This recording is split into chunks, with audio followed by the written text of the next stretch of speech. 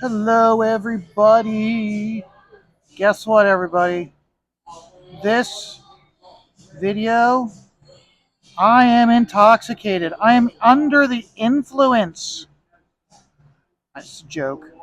Um, Here, when the bartender went to make my cherry Coke, which, Coke with grenadine, here she starts to pour the grenadine in. She stops right off the bat and she's like, God damn it! Why does people put the slow gin in the wrong spot? So, and she was like, I'll make you a new one. I'm like, no, just, you barely put any in. So she topped it off with real grenadine. So my drink has a little bit of slow gin in it. So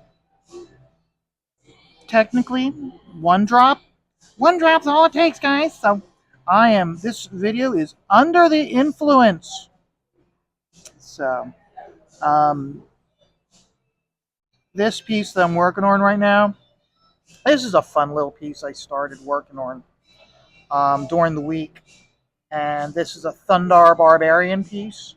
I have Ariel here. You can see her boob, her torso.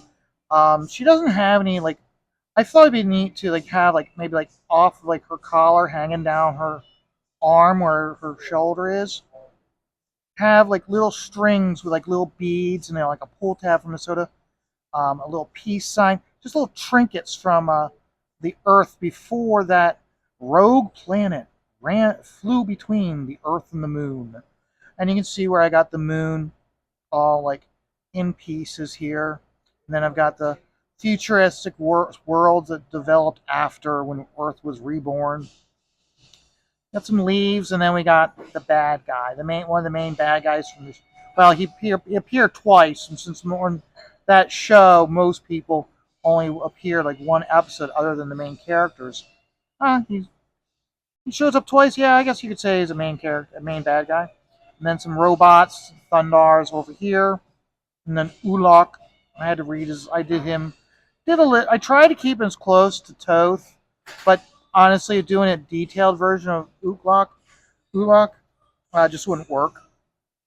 So I added a little bit, and I didn't want a lot of fan art of updating Ulok is he's got like a cat head. Most people don't. I didn't want to go full blown cat head. I wanted to like do it so you really overemphasize that cheek bone of his and really sink in the eyes. So this will all be black here. So, but I just want to keep it somewhat more towards the Alex Toth design. So that's why he his mouth looks a little bit more like a beak, because that's how it really did look like. So just having fun with it. So, but and this piece I'm just going to be working on it today for this video. Other than that, I'll probably go back to like doing it like off. Now starting tomorrow, I've got a whole new piece that I'll be working on, and I'll be working on that for the next 2 weeks uh, as a thank you for my uncle. My uncle is in town, and him and my mom, they're going to be taking a cruise. Uh, I won't say where, you don't need to know, but here he knows I like lighthouses, so I guess he was trying to empty out his library, and he gave me a box of 10 lighthouse books, and I'm so happy about it. I'm so excited, and like I'm looking at them, and I think there's like maybe like 2 or 3 of these books I already have, but all the other books are brand new.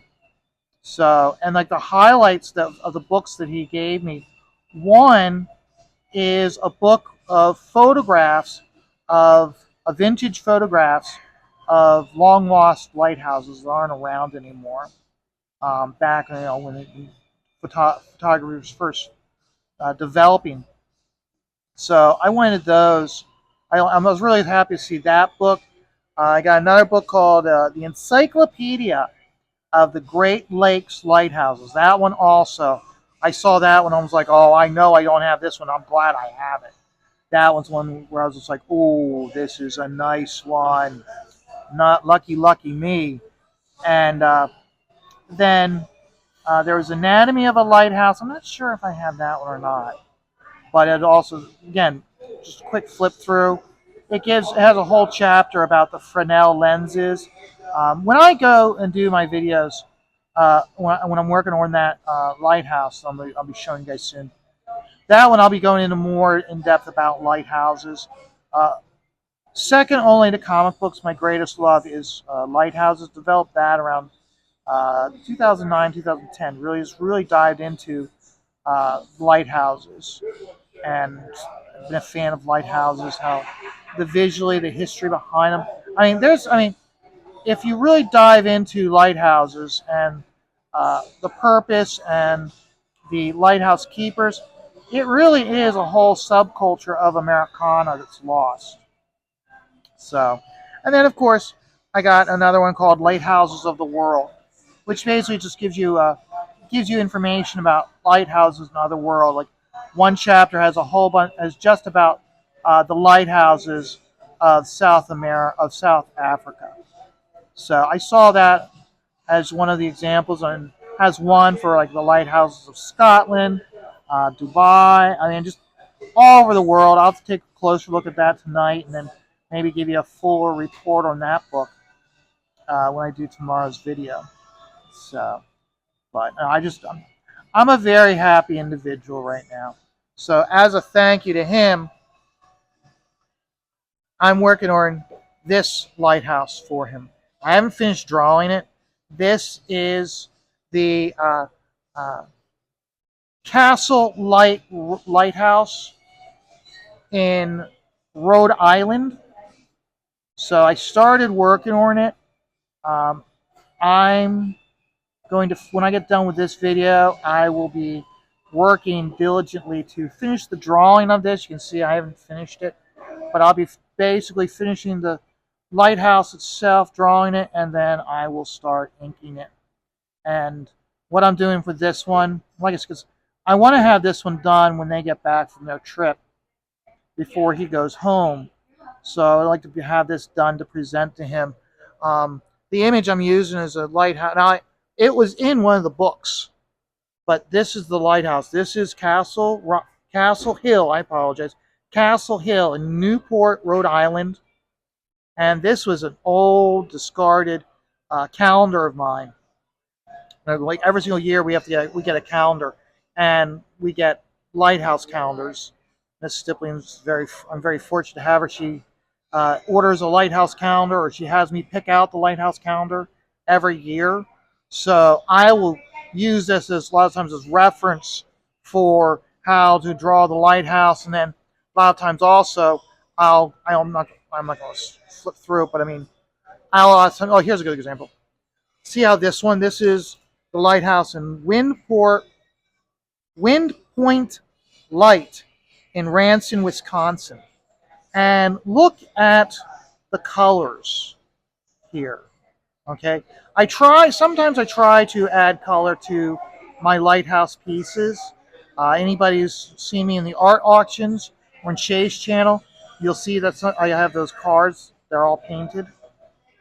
So what I'll do a lot of times, I'll take like this color scheme to see how the sunset was, and I'll apply it to this one, even though this is most likely, just from what I'm seeing here, where you've got dark, a little bit of light, we got some purple, then in the yellows, and then back into slight green, then in the blue. Okay, this here most likely is, I would speculate that this is maybe sunrise, maybe sunset, because when the sun's harsher behind you, so when the heart is lighting this way, this side would. But the point being is, if I don't think that this is a dynamic enough color change for the lighthouse, I'll use images of other lighthouses here to jazz it up. So, but no, so this is the one I'm definitely going to be working on this one. So tomorrow when you tune in, I'll be working on this lighthouse here. And then, like I said, this was the one I'm working on now. And I just thought it'd be fun. For me, it's like I wanted to like work on something kind of I drew it up relatively quickly, and I just wanted something like fun. I'm most likely I'll have this available for Shay's art auction when she does it in October. Um, but now I just want to have fun with it. I mean, just have do so every once in a while you gotta do like. Well, I have to be honest. A lot of the stuff I do is always a fun piece. So it's like one of those words like I have fun. If I'm able to sell it then and make some money, that's great. But really, it's all did I have fun making it? Then that's what made it worthwhile for me. So I don't really have anything to talk about comic wise this week. I really didn't even look to see what's going on. The biggest thing I noticed with streaming this week was uh, Billy. He had the the promoter, the person who runs Terrificon, on his show. Well, I think it was Wednesday night, and they did a whole stream where they went through all the artists that will be at the show. And I thought about it, I'm like, well, I can do Baltimore, and I can break that up as the artists that I'll be meeting for the first time, and then do another stream of artists that I've seen on a regular basis and I enjoy. But I can hold off on that one or in that video. So I just wanted to do this one. So the main reason why I wanted to talk about getting all those Lighthouses books. I mean, getting all those books was like really, it was like Christmas in the summertime, and him knowing how much I like Lighthouses and giving me those books it was big. I was very happy about it. So plus also it was just nice to how like when there's relatives you haven't seen in a long time, it's you want to see them. So it was nice seeing him, catching up with him. So, but yeah, but I'm just working on this one. I'm working on Ulok here. I know I'm mispronouncing his name. I know. So, but like I said, I want to really push the darks here, and then I'll just do the light fading into here. So, but and then of course, like I said, I'm not sure. What I'll do is I'll put the blacks in all the way up to these lines, and then after I've done that, I'll then decide how much I need to come in on those lines to. So, but I still want to have that feminine form of Ariel right there. And if I know I did a little. This here, you look at this. This looks more like a Conan character than Thundarr. But I mean, that's all Conan is. I mean, all Thundarr is a kid's version of Conan the Barbarian. So, but I just thought it'd be fun. I know one thing would be said like, well, where's his sun sword? You got to have his sun sword, and I thought just having that was enough. I don't know if I'm gonna leave this open or tone it or leave this black and put something in there. Maybe I'll put something in there. I don't know. I'll have to look.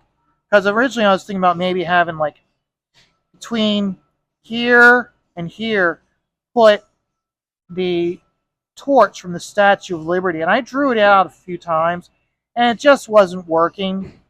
And so I just went with some leaves to do a transition between this future Jetsons towers into where remember, this is the robot guy where he's got a passive aggressive knowledgeable face, and then he rotates his face around 180 degrees, and he's got the evil face. So I wanted to have the evil face there with he's got a bit of it. He definitely had. I wouldn't be surprised. I know Kirby had some input with the character designs. I wouldn't be surprised if this was a Kirby character. So, but hey, you know what? That's where you guys come along. Let me know. Was this guy? I think his name is Genesis or something like that. Was he a Toth design or was he a Kirby design? Let me know in the comments what you think. So, but I'm gonna get working on the other piece. So you guys all have a great day, and remember, everybody, life is stressful. Just take it all one dot at a time.